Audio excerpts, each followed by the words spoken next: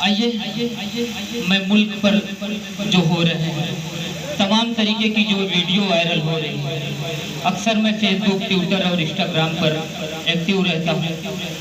मैंने एक वीडियो देखा जहाँ जिस स्कूल में केवल लप्पे आती पढ़ा दिया गया, उसकी दुआ जो अल्लामा इकबाल की लिखी हुई थी, तो उस टीचर को जेल हो, उसको जेल में डाल दिया गया। अभी एक मुजफ्फरपुर की वीडियो जो कि मुस्लिम लड़के को खड़ा करवाकर नॉन मुस्लिम लड़कों से 2-3 थप्पड़, जो कि बच्चा रो रहा था, लेकिन उस पर केवल FIR दर्ज किया गया।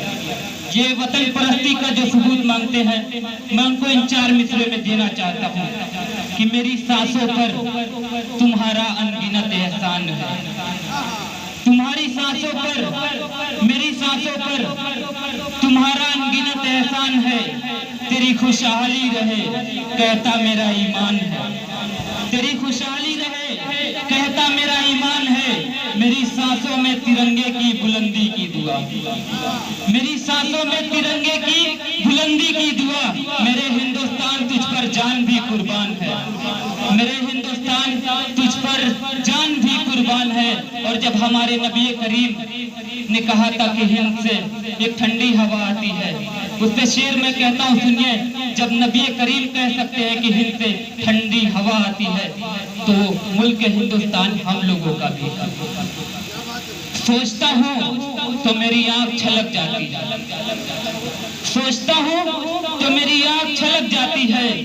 मुल्क से रूह का रिश्ता बड़ा जज्बाती है, और मेरे आका ने मदीने में कहा था ये कभी, हिंद के सिमत से एक ठंडी हवा आती है, हिंद के सिमत से एक ठंडी हवा आती है। और 4 मिसरे मैं उन गद्दारों के हवाले से पेश करना चाहता हूँ।